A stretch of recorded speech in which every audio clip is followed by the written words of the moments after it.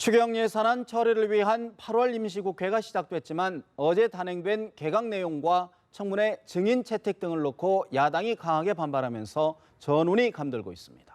그런 가운데 한민구 국방장관과 성주 주민들이 실질적인 사드 협의에 들어감으로써 결과가 주목되고 있습니다.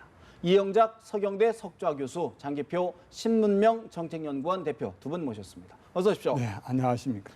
한민구 국방부 장관 지난달 15일에 이어 한 달 만에 다시 경북 성주를 찾았습니다. 이 교수님, 한 장관 지난번 갈 때는 군용 헬기를 타고 갔는데 이번에는 KTX를 타고 소형원도 네. 최소화했다고 합니다. 네. 성난 주민들, 성주 주민들의 어떤 민심을 좀 다독일 수 있을까요? 어떻게 보십니까? 글쎄요, 그거는 뭐 어떻게 보면 쇼 비슷한 거기도 하기 때문에 뭐 어떤 형태로 갔느냐는 거는 그렇게 중요한 것 같지가 않고요. 저는 이 사드 배치 후보지에 대해서 좀 오락가락하는 모습을 보이는 것 같아서 이 성주 주민들이나 사드를 반대하는 사람들, 반대하는 그 야당이나 제야들한테 잘못된 신호를 보내주고 있는 거 아니냐. 정부는 결정은 신중하게 하지만 일단 결정되고 나면은 집행은 단호하게 하는 것이 원칙이거든요. 그런데 이게 사드 반대 오락가락하는 모습, 그 정말 좋지 않습니다. 뭐 어디 뭐 골프장에다 한다고 했다, 뭐 제3의 부지가 나오고, 그래서 정부가 좀 더 확실하게 해야지 이렇게 우물쭈물 또 오락가락하는 그런 모습은 정말 바람직하지 않다고 그러면 생각합니다. 종전에 성산포대 원래 입지대로 하는 것이 바람직하다, 그런 말씀이신 건가요? 그러니까 그것에 대한 결정이 내려졌다면? 정말 신중하게 그다음에 모든 것을 다 고려하고 된 것으로서 이것이 마지막이다. 그럼 원칙적으로 그걸 지켜야죠. 그냥 오락가락 그냥 엿장사 마음대로 오락가락 한다면은 그건 주민들이 그 설명에 설득이 되겠어요? 절대 그렇게 한다면 설득이 될 사실 수가 뭐 없겠죠. 사드 배치 제3후보지가 급부상하자 이제 인근에 있는 김천 주민들이 또 반발을 한다고 그러는데, 장 대표님 네. 어떻게 보십니까? 3후보지 이번에 좀 결론이 좀 날까요? 도출되는 게 어떻게 보십니까? 예, 저는 뭐 근본적으로요, 이 사드를 배치하는 것은 적절치 않다고 생각합니다. 오히려 저는 이 문제를 왜 그러냐 하면 이 사드 배치한다고 해서 북한 핵 문제가 해결되는 것이 아닙니다. 오히려 해결을 어렵게 하는 겁니다. 오히려 이 사드 문제를 가지고 중국도 압박하고 또 미국도 압박해서 이 북한 핵 문제를 근본적으로 해결하는, 즉 한반도 통일을 이룩하는데 저는 활용해야 된다고 생각하는데요. 그러나 정부가 말이죠, 특히 북한 핵을 겨냥해서 사드를 또 말하자면 배치하기로 결정했으면 이 결정은 존중돼야 됩니다. 이게요, 중국이 좀 반대한다고 해서 또 국민들 중에 상당수가 좀 반대한다고 해서 이걸 뭐 정부가 그것 때문에 안 하는 이런 허약한 정부가 되면 대한민국 국정이 어디 사드만 있습니까? 다른 부문에서도 아주 국민들에게 엄청난 피해를 줍니다. 저는 그런 점에서 사드를 뭐 반대하는 사람들은 반대하는 사람들의 반대의 의미가 있지만 정부로서는 이걸 밀고 나가야 되고요. 그러나 이제 입지 그 배치 장소와 관련해서는 마침 그 성주읍에서 직경거리 5km도 안 되고 또 많이 보이는데, 아니 보여서가 문제가 아니라 거리가 짧다 이겁니다. 바로 통과한다는 거죠. 얼마든지 그 성주라는 데가 촌인데 말이죠. 그 산악지대도 많이 있을 텐데 저는 그래서 제3의 후보지를 선택해 보는 것은 좋고, 어쨌든 뭐 선택하든 안 하든 한민구 장관이 직접 저는 성주를 방문해서 주민들과 대화하는 것은 참 잘하는 일이라고 생각합니다. 사실 근데 아까 좀 전에 말씀드렸던 것처럼요, 바로 그 제3 후보지로 거론되는 지역이 김천시 소곡리, 농소면 노곡리라고 하는데 그쪽 주민들이 이번에 또 반대를 한다고 그래요. 경운기로 막 시위를 하고. 이런 주민들의 갈등, 주민들의 반대는 어떻게 좀 달래야 될까요? 근데 이걸 달래는 건 이제 기본적으로는 과학적으로 이것이 말하자면 이 전자파가 큰 의미가 뭐 실제로 있는지 없는지는 모르지만은 없다고 지금 말하고 있지 않습니까? 그걸 설득해야 되고, 그다음에 이 성주시에서도 성주 군민들이 반대하니까 또 뭐 김천으로 가고 이런 식으로 하게 되면 이건 정말 큰일 날 문제라고 생각합니다. 다만 성주군 내에 하는데 김천이 좀 가깝다고 해서 반대한다고 한다면 그거는 정부로서는 받아들일 수 없죠. 네, 한민구 장관이 지금 경북 성주군청에서 열리고 있는 주민 간담회에서 제3후보지를 거론을 했다고 합니다. 직접 거론을 했기 때문에 어느 정도 이제 주민들과 이제 조율이 될지가 이제 관심인데 이 교수님 어떻게 보십니까? 그렇게 해서 조율이 되겠어요? 안될 이쪽 것이다. 밀면 저쪽이 반대로 거고요. 그렇기 때문에 일단 이 배치지가 결정을 할 때 그 결정에 신중하게 정부로서는 최선으로 한 것이다라는 것에 대한 믿음을 가지고 그리고 결정된 거는 제가 말씀드렸지만 집행은 단호하게 해야 됩니다. 예를 들어서 토지 수용하는 거고 사드 배치하는 거고 어떻게 다른지 모르겠는데요. 만약에 그것이 어떤 뭐 민간인의 소유에 민간인 소유라든지 민간인의 영향을 미칠 수 있는 어떤 그런 부분이 있다면 그것에 대해서 우리가 토지 수용하듯이 수용해 줄 수는 있는 거겠죠. 비용을 대준다라든지 뭐 그런 걸 할 수 있지만 그러나 이게 근본적으로 정부가 결정한 거고 신중하게 결정했다라고 생각을 하면은 이 국민은 그 네. 말을 들어야 됩니다. 국민이 반대한다고 하이웨이 이렇게 가는 걸 갖다 이렇게 할 수 없는 거 아니에요? 마찬가지예요. 그러니까 이게 나라가 필요해서 하는 건데 그 나라가 필요해서 하는 거를 갖다가 저렇게 예. 정치인들이 뒤에서 선동을 하고 해가지고 자꾸 반대를 시키는 거는 정말 바람직하지 네. 못합니다. 그런 그래서 가운데, 저는 이 사드 문제에 대해서 이건 성주 군민의 문제가 아니고 대한민국의 문제이기 때문에 이 문제에 대해서는 이 사드에 대해서는 양보가 있을 수 없다라는 것을 분명히 얘기하고 그다음에 제1의 선택이 옳았다라는 것을 다시 재천명하고 그리고 제1의 선택으로 가는 것이 옳다라고 생각합니다. 오히려? 정부는 집행은 단호하게 해야 됩니다. 집행 과정에서 오락가락하면 정부가 할 수 있는 일이 하나도 없습니다. 사실 그랬을까요? 사드 반대를 당론으로 채택했던 국민의당 강하게 압박을 했는데 다른 목소리가 좀 나오는 것 같습니다. 바로 이상돈 의원의 이야기인데 이상돈 의원의 발언 잠시 들어볼까요? 네, 저는 좀 차석에서 좀 그런 얘기 좀 했죠. 그래서 너무 성급하게 입장을 낸 것이 아닌가 이런 생각을 합니다. 예, 그래서 그 문제를 좀 전략적으로 접근해야 되는 게 아닌가 하고 말하자면 좀 안티스테이트를 지지했던 이런 분들이 이것은 아니지 않느냐 예. 그렇게 생각하는 걸 제가 그런 여론을 제가 많이 듣고 있습니다. 그리고 사실 안보 문제를 어떤 지역의 정서에 따라서 대통령 되겠다고 생각하는 사람이 결정했다면 그것도 좀 성급했다고 보죠. 저는 그래서 안보 문제, 특히 외교 문제는 좀 신중한 접근이 필요하다고 생각합니다. 국민의당 이상돈 의원 너무 성급하게 의견을 냈다. 외교 안보 문제는 좀 신중한 접근이 필요한 것 아니냐라는 이야기를 했는데요. 장 대표님, 사실 이게 더불어민주당의 전략적 접근과 좀 유사한 맥락이 좀 있는 발언 같은데 어떤 좀 기류의 변화가 좀 있을까요? 어떻게 보십니까? 이상돈 의원 발언이 저는 국민의당 입장에서는 상당히 일리 있는 발언이라고 생각합니다. 흔히 오래전의 일이지만은 안철수 대표가 이 안보는 보수, 네. 경제는 민생은 진보 이렇게 말했는데 이 경우에는 이 보수라면 이 사드 배치를 반대를 안 하는 게 주로 보수 세력 아니겠습니까? 그런데 저는 사실 국민의당이 안철수 대표가 무슨 안보는 보수 무슨 어떤 자기의 뚜렷한 주견이 저는 있다고 보지 않습니다. 굉장히 기회주의적으로 저는 움직인 거고 특히 더민주와 선명성 경쟁하다가 보니까 이상돈 의원의 발언과는 다른 네. 그런 성급한 저는 말을 하게 된 것이 아니냐 그렇게 지금이라도 좀 어떤 논조가 좀 바뀌어가는 게 바람직하다 그렇게 보시는 거군요. 예, 저는 국민의당 특히 박지원 의원이 굉장히 반대하더라고요. 네. 근데 저것도 대중적으로 별로 좋지 않습니다. 저분 특히 김대중 정부 때 북한에도 몇 분 왔다 갔다 한 분으로서 그래서 저는 국민의당은 다시 한번 사드 문제에 대해서 당론을 재정리해 보는 것이 필요하다고 생각합니다. 근데 이 사드 문제에 대해서 사드를 찬성하는 사람은 보수고 사드를 반대하는 사람은 진보라 이렇게 이분법적으로 말씀하신 건 전혀 옳지 않습니다. 그러니까 사드가 북핵의 남한을 공격용이 아니고 북한의 미사일이 남한 공격용이 아니기 때문에 저거 필요 없다.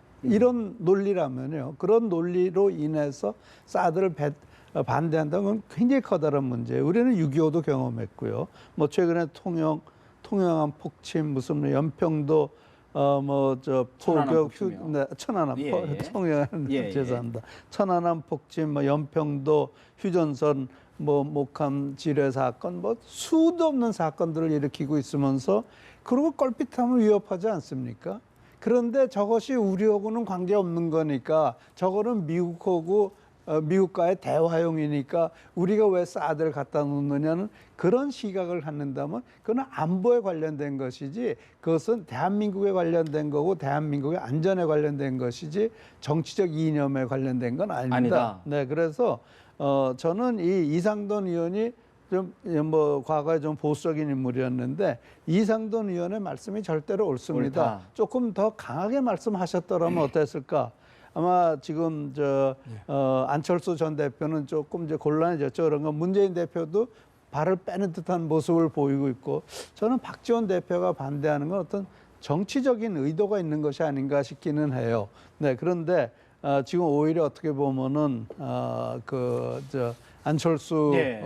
전 대표가 좀 곤란해졌죠. 그러니까 정치 문제에서 더 신중해야 되고 특히 안보에는 여야가 있을 수 없다라는 알겠습니다. 그런 그 생각을 확실하게 가지고 있는 게 중요하다고 생각을 합니다. 그런데 이 박사님, 물론 사드를 반대하는 사람들 가운데는 그 이유가 다양할 수 있습니다. 그런데 물론 이 박사님 말씀처럼 북한의 핵무기는 남한을 겨냥한 것이 아니라 미국을 겨냥한 건데 그 우리한테 날라올 것도 아닌데 뭐한테 방어하느냐 이런 생각을 하고 반대하는 사람이 없지는 않겠지만 그러나 사드는 저는 일반적으로 반대하는 사람의 주류는 이게 아닙니다. 왜 그러냐면 왜 반대하느냐 하면 북한의 핵무기에 대해서요 사드가 방어용이라 하더라도 효과적이지 못합니다. 고고도 미사일인데요. 왜 북한에서 남한 쏘는데 뭐한데 고고도로 씁니까? 그냥 비행기로 직사프로 그냥 날려버리면 되고. 그렇고 또 하나 이게 방어하는 게 직경 200km, 사거리 200km까지 네. 한강 이남까지. 그거는 그렇고요. 문제는 뭐냐 하면 핵심은 거듭 말씀드렸는데 사드를 배치한다고 해서요. 북한의 핵 문제가 해결되는 게 아닙니다. 오히려 지금은요. 북한이 지금 핵무기를 더 보유할 수 있는 외부 환경을 지금 조성하고 있습니다. 사드 때문에 중국이 지금 남한과의 거리를 두면서 북한을 지금 지원하는 네. 것 같으니까 이게 중대 문제죠. 이것 때문에 반대하는 거지. 예. 네. 근데요, 사드라는 것은 상징성이 있는 겁니다. 그러니까 우리가 6.25 때 한번 겪지 않았어요. 미국이 한국을 버림으로써 6.25라는 게 일어났는데 이 사드의 상징성이 그런 점에서 있는 거기 때문에 북핵이 어쩌느냐, 사드가 얼마나 효율적이냐 그거를 떠나서 우리 대한민국이 이 서방에서부터 버림받지 않는 나라라는 그런 상징성도 있는 거기 때문에 그걸 단순하게 뭐 효율성이 없으니까 네. 필요 없다, 뭐 중국을 자극하니까 필요 없다, 그거는 전 말이 안 된다고 사드 생각합니다. 문제 사실 뭐 네. 국제 외교, 안보, 한미 동맹까지도 참 다양하게 좀 결재있는 문제이기 때문에 논란 끝이 없는 것 같고요. 네. 정치권의 다른 논란도 좀 하나만 짚어봐야 될 것 같습니다. 사실 엊그제가 71주년 광복절이었는데 정치권에서는 건국절 논란이 불거지고 있습니다. 먼저 정진석 새누리당 원내대표의 이야기 들어봅니다. 당의 임시정부 수립일을 건국일로 보자는 분들의 주장도 이해 못할 바는 아닙니다. 하지만 역사적 사실은 사실인 것입니다. 역사를 우리 마음대로 일그러뜨려서는 안 되는 것입니다. 건국 대통령 이승만 박사의 공과는 공과대로 인정하고 독립에 헌신했던 김구 선생님 같은 독립지사들의 애국은 애국대로 받아들이는 것이 옳습니다. 진영 논리로 대한민국의 건국의 의미를 훼손하지 말았으면 합니다. 건국절 논쟁은 우리의 국론 분열만 가속화시킬 뿐입니다. 문재인 전 대표야말로 반역사적, 반헌법적, 반국가적 이런 얼빠진 주장을 삼가해 주시기 바랍니다.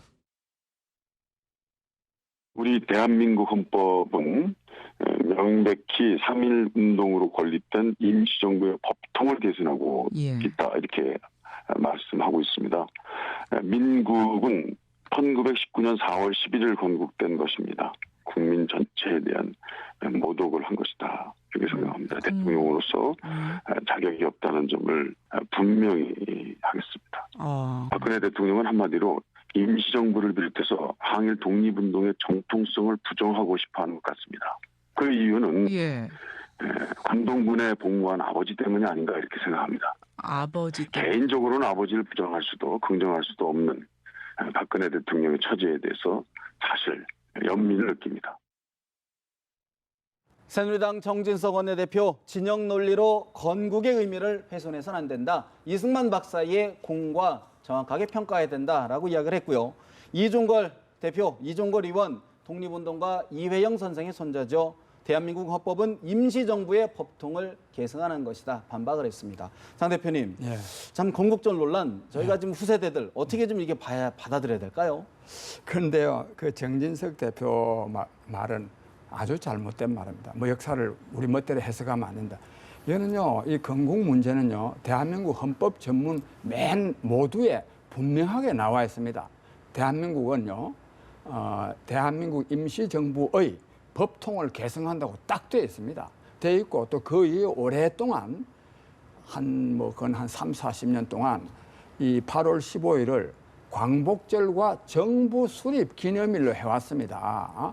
이승만 정부 때도 그랬고 장면 정부 때도 또 박정희 정부 때도 계속 그래 왔는데 요 근간에 와가지고 특히 이명박 정부 들어와가지고요. 진짜 정말 이념 논쟁을 불러일으키려고 이걸 건국절로 만들어진 것이기 때문에 제 양반 정진석 씨나 등등의 주장은 이 건국절이라고 자꾸 하는 건 옳지 않습니다. 그러면 정부 수립 기념일로 봐야 된다. 본래 그렇게 규정되어 왔어요. 쭉. 그거는 이른바 진보 정부만이 아니라 보수 정부에서도 계속 그렇게 규정되어 왔습니다. 뭐 그렇게 친다면 아까 이종걸 의원이 얘기한 대로 1919년 네. 4월 며칠을 11일 갖다 우리가 이제 건국절로 기념을 해야 되는데 그런 건 제가 이제 그게 그러네. 그 논리를 한다면 그때가 건국절이 되는데. 근데 이게요. 이제 미국 같은 경우는 7월 4일을 독립기념일로 하거든요. 그날이 독립기념일, 독립선언을 한 날이라고요. 그러니까 우리나라 말로 하면 3.1절이나 마찬가지예요. 이게 사실 근대에 있었던 역사고, 그리고 사실 지금 좌파들은 이승만 대통령 근데 이것도 재밌는 게 이승만 초대 대통령은 임시정부에서도 초대 했고, 대통령. 또 지금 얘기하는 건국절에서 초대를 했고, 근데 이승만 대통령은 받아들이지 않잖아요. 그러니까 선택적으로 어떤 건 받아들이고 어떤 건 받아들이지 않는다. 그래서 저는 이게요, 정치인이 끼어들 문제가 아니에요. 우리가 개천절도 있죠, 3.1절도 있죠, 광복절도 있죠, 또 뭐 건국절도 있죠. 거기다 옛날엔 지얼절까지 있었어요. 그래서 이런 문제 가지고 뭐 각자 부르고 싶은 대로 부르다가 어느 시점이 됐을 때 이건 역사의 문제지 정치의 문제가 아니거든요. 오늘 새누리당 중진 의원 연석회에서는 건국절을 입법화하자 이런 논란이 있어, 이런 주장까지 나왔단 말이죠. 어떻게 보십니까? 글쎄 그것이 역사적으로 타당한 얘기, 역사적 그 타당성이 있어야 되겠는데 너무 가까운 우리의 근대사에 이렇게 매달리다가 보면은 정말 비생산적인 싸움만 되는 겁니다. 소모적인 논쟁이 될 수 있다. 소모적인 논쟁이 몇 개 될 수가 없기 때문에. 근데 이게 계속 해마다 광복절이 되면 반복되고 또 반복이 될 터인데. 근데 광복이란 뜻하고 건국하고 어떻게 달라요? 해방의 그건 다르죠. 아니요, 또 내가 말에 다른 건 알아요. 네. 근데 실질적으로 우리가 1919년 4월 11일 날 건국된 대한민국을 1945년 8월 15일 도로 찾았다는 얘기인가요? 그것도 사실 말에 어폐가 있는 거예요. 그렇기 때문에 이게 어떻게 보면 이연령 비연령 이 얘기도 그럴듯하고 저 얘기도 그럴듯한 거예요. 그래서 저는 여기서 그럼 이 얘기도 그럴듯, 황희 선생이 얘기한 대로 네 말도 맞다, 네 말도 맞다, 쓰고 싶은 대로 쓰되 어느 시점이 됐을 때 이 역시 자연스럽게 정리되는 과정을 과정을 거쳐야지. 이게 너는 틀리고 나는 맞고 그걸로 열 올리고 한다는 거는 근데- 정말 비생산적이라고 생각합니다. 그런데요, 이건 사실 역사학자들이 굳이 따진다면 저는 매우 규명할 일도 없다고 생각합니다. 특히 그 4월 11일을 건국절로 안 한 것은 건국절, 그럼 뭐 조선 건국절도 할 겁니까? 개천절이 있습니다. 개천절이 말하자면 한민족 국가를 진짜 여러 날로 있고 그 외에는 전부 다 정부 수립일이면 되는데 그건 그렇고요. 그런데 우리 이 박사님 말씀대로 이 정치적으로 이용한 사람들이 이른바 말하면 야쪽 진보 진영이 아니고 보수 진영에서요. 저 이승만 대통령하고 박정희 대통령 자꾸만 이렇게 영 만들려고 하다 보니 이런 일이 생긴 거죠. 헌법 문제는 어떻게 봐야 될까? 헌법에는 3.1 대한민국 임시정부의 법통을 잇고 있다. 이 부분은 어떻게 좀 해석을 해야 될까요? 그건 분명하게 그렇게 되어 있습니다. 그래서 이거는 헌법 사항이기 때문에요. 헌법에 내가 그걸 다 그대로는 못 외우지만 이 대한민국은 말이죠. 대한민국 임시정부의 법통을 잇는다고 딱 되어 있습니다. 그 부분은 어떻게? 아니, 저는 네, 저 네. 법통을 이어받는다는 거는 제가 봤을 때는 왕국으로 돌아가겠다는 게 제국으로 돌아갔다는 게 아니고 대한민국 공화정으로 돌아가겠다는 뜻으로 받아들여야지 그날이 건국절이니까 그날을 건국절로 해라 아니라는 것은 아니에요. 그건 너무 편안하게. 그러나 네. 또 이승만 대통령 인정하지 않고 그게 뭡니까? 그러니까 저는요 제가 봤을 때 이거를 가지고 이게 쓰고 싶은 대로 뭐 말씀대로 이승만 대통령을 정당화시키기 위해서 보수파가 그러는 거라면 그건 보수파가 집권했을 건국절로 때 부르고. 그렇게 하는 거고 네. 네? 건국절로 부르고 이승만 대통령을 인정하고 싶지 않은 사람은 정부 수립일로 수립일로 보고. 그러니까 뭐 예를 들어서 정권이 좌파 정권이 들어오면 정부 수립일이라고 하고 우파 정권이 들어오면 건국절이라고 어쩔 수 그러는데 없지 않느냐? 네, 그리고 그런 말씀이시군요. 학생들이 이제 혼선이 일어날 수 있지만 그거는 시기가 지나고 우리 후대에 갔을 때 우리가 정부 수립일로 하는 것이 옳다 아니면 건국절로 하는 것이 옳다라는 것이 결정돼야죠. 너무 사실 많아요. 아까도 말씀드린 개천절, 3.1절, 광복절, 건국절, 정부 수립일. 그것도 옛날엔 지연절까지 그게 얼마나 많습니까? 그러니까 그게 어느 시점은 정리가 될 네. 거예요. 네. 알겠습니다. 사실 이제 뭐 정부가 새 교과서를 좀 만들고 있으니까 또 새 교과서에 또 어떤 명칭이 들어갈지도 주목을 해봐야 될 것 그게 같습니다. 쉽게 해결될 것 같지는 않네요. 자, 개각 이야기도 좀 한번 해봐야 될 것 같은데 어제 개각을 했는데 여야가 개각의 평가를 놓고 첨예하게 맞서고 있습니다. 특히 야당의 평가가 좀 박한 것 같습니다. 우상호 더불어민주당 원내대표의 이야기 잠시 들어볼까요? 이정현 대표는 향평 개각까지 권유했습니다. 그 결과는 한심할 따름입니다. 이것은 대통령이 민심을 듣지 않겠다고 하는 오기와 독선 인사다라고밖에는 말씀드릴 수가 없습니다. 야당이 해임 권한을 발휘했던 박승춘 보훈처장도 그대로 유임이 됐고 온갖 언론이 사퇴를 촉구했던 민정수석도 그대로 유임이 됐습니다. 이 문제를 검찰도 덮고 특별감찰관도 제대로 파헤칠 수 없다면 이것은 특별검사제의 도입을 통해서 이 의혹을 규명해야 되겠다 이렇게 제안을 합니다. 이 문제에 대해서는 바로 여야 협상에 들어가도록 하겠습니다. 새누리당 이정현 대표 인사는 대통령의 고유 권한이다. 탕평 인사를 건의했을 때는 이미 늦었던 게 아니었나라는 생각이 든다라는 말까지 했습니다. 이 교수님 이번 개각 총평을 해주신다 그러면 어떤 평가이십니까? 총평을 한다면 왜 했는지 잘 모르겠고요. 네. 그거는 대통령이 뭐 자기가 원해서 한 건데 사실 뚜렷한 명분은 없습니다. 그와 똑같은 시각에서 본다면은 야당이 지금 박근혜 대통령의 개각을 비난하는 이유도 분명치가 않아요. 그냥 비난을 위한 비난을 하고 있는 거 아닌가. 근데 이게 제일 재밌는 논평이 그 김종인 대표가 개각 이해 안 돼. 총선 민심 수렴해야 되는 거 아니냐 이런 얘기를 했다고 그러는데요. 예. 그건 총선 민심을 수렴해야 된다는 걸 내각을 새로 짜라는 얘기거든요. 그러니까 내각 책임제에서 국회에서 지면은 그 다른 당으로는 총사표를 해야 되겠죠. 총사표로. 네. 우리나라 또 그런 상태도 아니지 아니고. 않습니까? 그래서 이건 제가 봤을 때 뭐 야당이 보훈처장 밀어내라고 그랬는데 안 밀어낸 것에 대한 불만도 있고 뭐 언론이 이렇게 바라는데 언론이 하는 대로 해주지도 않고 이건 제가 봤을 땐 그냥 일과성으로 그냥 하는 말이에요. 근데 제가 생각할 때는요, 이 조윤선 씨 이 장관 시키기 위한 개각이라고 저는 문화체육부 장관 내정자. 예, 내정자 시키기 위한 거라고 저는 보고, 근데 이거는 김종인 대표 말씀대로 이는 민심을 수렴 안 한 겁니다. 물론 지난번 총선 때, 지난 4월 총선 때 새누리당이 참패한 것은 국정 운영에 대한 평가 이전에 이 공천에 대한 여러 가지 그 파행 때문인데요.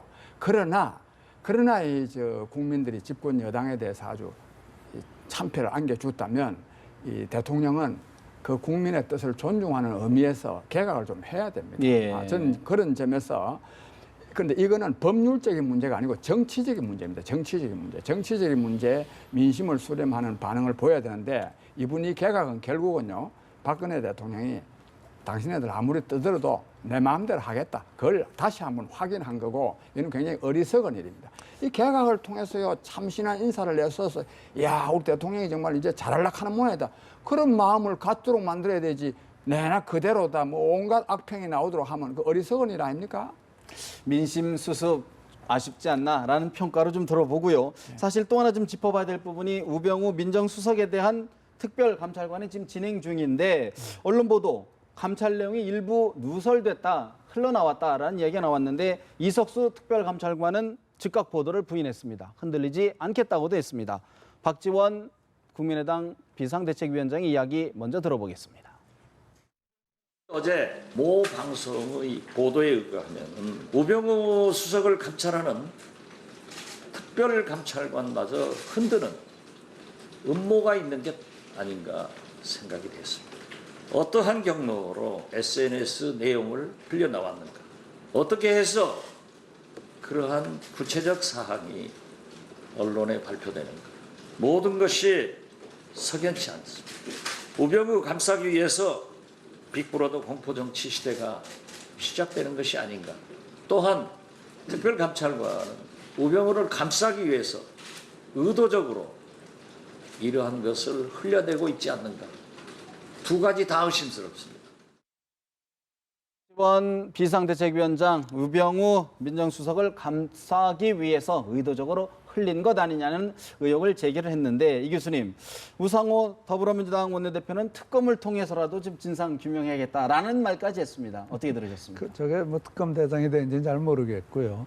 모든 것을 음모로 이렇게 몰아가기 시작하면은 모든 것이 다 음모예요. 근데 음모가 이쪽으로도 봐도 음모고 이쪽으로도 봐도 음모고 좀 막 사람들 헷갈리고 있는 거란 말이에요. 그리고 우병우 수석에 대해서는 뭐 여러 가지 해결 방법이 있을 거예요. 그러니까 대통령으로서는 그 시기를 기다리고 있을 가능성도 있고요.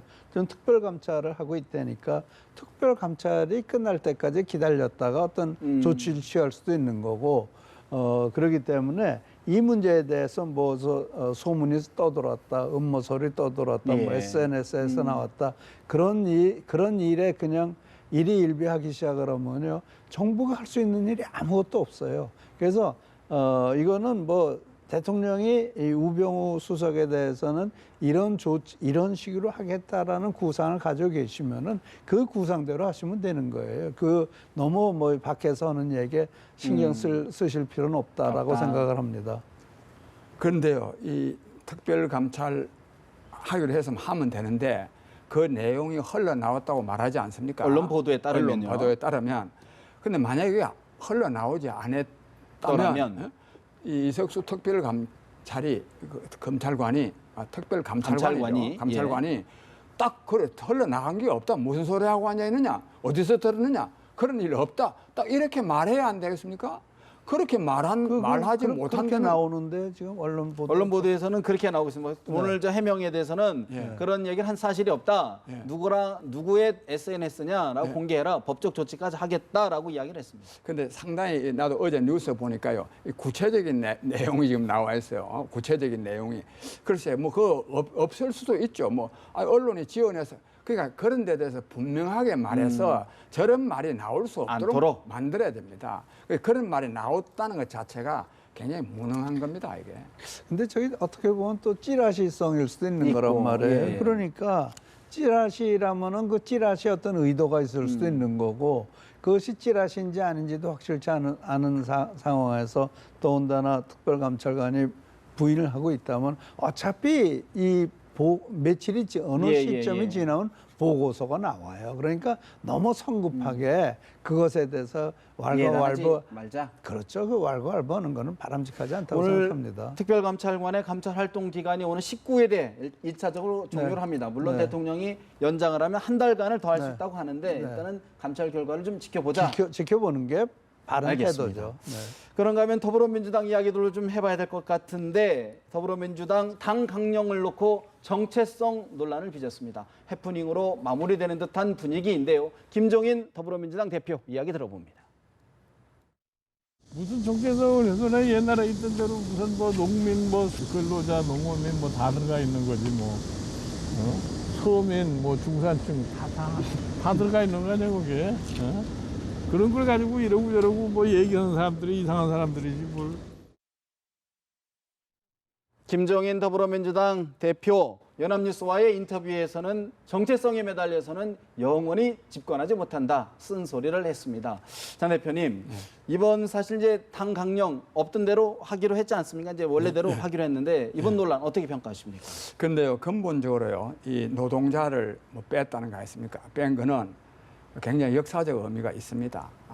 이 노동자의 의미가요, 지금부터 한 40년, 40년 전의 노동자와 지금의 노동자의 사회적 지위가 전혀 다릅니다. 다르고 특히 지금은 양극화돼 가지고 말하자면 이 정규직 노동자, 대기업 정규직 노동자는 우리 사회 기득권층에 속하고 이 사람들이 바로 중산층입니다. 그런 점에서 정말 그런데도 불구하고 이 강령에 떡 들어있는 이 노동자는 대체로 정규직 노동자, 조직된 노동자들의 이익을 대변해 왔습니다. 그런 점에서 저는 이게 더 보호의 대상이, 보호야 물론 정부입니다. 보호의 대상이. 그러니까 특별히 보호될 만한 가치. 저 피압박 말하자면 민중으로서 보호돼야 된다는 그런 가치는 이미 없어졌습니다. 영국 노동당도요. 영국 노총과 결별해서 집권한 일이 있습니다. 물론 이 집권 전략이 돼서는 안 되지만 저는 굳이 넣는다면 실업자들, 이 저임금 노동자들 이런 사람들을 노동자로 봐야 되는데 지금까지 더민주당에 있었던 강령은 조직 노동자들을 대변해 왔다는 점에서 저는 이것은 수정되는 것이 오히려 마땅하다고 생각합니다. 원래는 좀 원위치가 됐는데 지금이라도 그런 논의를 좀 해봐야 된다. 그런데 저 논의를 안 하죠. 저 지금 더민주당은 계속 민주노총이나 한국노총의 이익을 대변하고 있기 이미 있고 기득권층의 말은 노동자라 그러지만 진짜 없는 노동자들 준실업 상태에 있는 사람들, 아주 중소기업 노동자들, 자영업자 노동자들 이런 사람들은 사실상은 보호하고 있지 않습니다. 않다. 이 기수는 어떻게 보십니까? 저는요 저거를 딱 듣는 순간에 뭐 내 개인적인 생각이니까 개인적으로 이게 부르주아 대 프롤레타리아로 다시 또 가르는 거 아니냐 그런 생각이 얼른 들 정도로 좀 섬찟했거든요. 근데 지금요. 실업자, 말씀하신 실업자 문제나 노동자 문제나 그 문제에 대해서 여야가 있습니까? 방법이 다를 뿐입니다. 그런데 거기다가 그 무슨 뭐 노동자, 농어민, 소상공인을 갖다 꼭 끼워 넣어가지고 us vs them, 우리 대 남 이렇게 가르는 정치를 해가지고 과연 김종인 대표가 얘기하듯이 더민주가 집권을 할 수 있겠느냐. 그렇지 않아도 모든 사람을 다 이렇게 포용을 해야 되는데 네, 그래서 저는 이것이 과연 그 더민주로서 옳은 것이냐, 저는 옳지 않다고 그럼 생각해요. 이번 논란이 더불어민주당에게는 실이 됐다 이렇게 보시는 겁니까? 그러니까요. 그렇죠. 그런가 하면은 문재인 대표가 우클릭한다고 그래가지고 뭐 백령도도 가고 뭐 천안함도 가고 그러지 않았습니까? 안보 행보를 하지만 또 여기서는 완전히 좌클릭하고 있잖아요. 그러니까 당과 가장 그 유력한 차기 대권 주자가 엇박자를 놓고 있다는 거는 이 문재인 대표의 입장만 점점 더 곤란하게 하고 거다. 국민들이 문 대표가 무슨 말을 한다고 믿겠어요? 그런데요. 김종인 대표가 사실 문재인 전 대표에 대해서 이대문이다. 이대로 가면 더불어민주당의 대선 후보는 문재인이다라고 하면서 안 된다라고 사실을 했단 말이죠. 그러니까 그 이대로 가면은 문재인 대표가 후보가 되는데 그렇게 해서 대통령 되겠느냐 그 얘기죠. 대세론 가지고는 대세론 믿지 말라. 아니 그거는 더 민주의 대세론이지 거기 안철수도 있지 않습니까? 안철수가 얼마나 지금 중요한 팩터인데 그거를 무시하고 이번에도 또 지난번처럼 재에서 들고 일어나서 압박가에서 안철수를 갖다가 주저앉히고 그러기는 어려울 거예요. 네. 예, 저도요 이대로 가면 문재인이 후보가 되고 그리고 또 정권은 못 잡는다. 저는 전적으로 공감합니다. 지금 이 문재인 씨 하는 거 보면 대선 후보로서 국민들에게 아무런 비전과 희망을 주고 있지 못합니다. 그런 점에서 김종인 대표의 말은 맞는데요. 문제는 어디 있느냐 하면 지금 이 자꾸만 뭐 문재인이냐 누구냐 뭐 안철수냐가 문제가 아니라 지금 나라가 얼마나 어렵습니까? 또 이 한반도를 둘러싼 국제 정세가 얼마나 엄중합니까? 이런 데 대해서 무슨 해법을 내놓을 생각을 해야 됩니다. 또 내놓기가 어렵다면 그걸 연구라도 하는 그거 지금 연구하고 있다 이런 말이 나와야 되는데요. 어디 맨날 어디 뭐 민생 행보한다 그러면서 말하면 다니고 있는데 저는 저런 모습 그런 면에서 그러면 안철수 국민의당 전 대표가 싱크탱크 정비하고 뭐 강연 정치 새로운 좀 그 석학들을 좀 이렇게 연구 싱크탱크를 모은다는 거 아닙니까? 그런 활동에 대해서는 어떻게 평가하십니까? 예, 뭐 싱크탱크 모으는 거는 기본적으로는 잘하는 거죠. 그런데 전에도 뭐 해봤지 않습니까? 해봤는데 또 뭐 어떤 교수 또 초빙해가 또 그러고 해서 저는 사실 안철수 씨는 이미 저도 지식인 한 사람으로서 지식인 사회에서 안철수 씨가 대통령 될 가능성은 없다는 것이 저는 지식인들의 일반적인 평가라고 생각해서 개인적인 평가 아니시고요. 저 개인도 그렇게 생각하고 예. 많은 사람들도 그렇게 생각합니다. 어떻게 들으셨습니까? 지금요. 이 안철수 의원이 이제 강연 정치한다 그러고 또 민생 탐방한다 그러는데 사실 민생 탐방하는 분들이 여러 분 계시죠. 네. 김무성 전 대표도 있고요. 손학규 전 고문도 네. 있고요. 그 민생을 모른다는 얘기인가요? 아는데 더 알겠다는 얘기인가요? 이 지금 민생 탐방하면 안 되는 거죠. 이미 민생에 대해서 이전에 다 탐방을 했고 이전에 다 알았기 때문에 나는 이런 비전을 가지고 민생을 살리겠다라는 그런 그림을 보여줘야지 이제 민생 탐방에서 어쩌겠다는 거예요.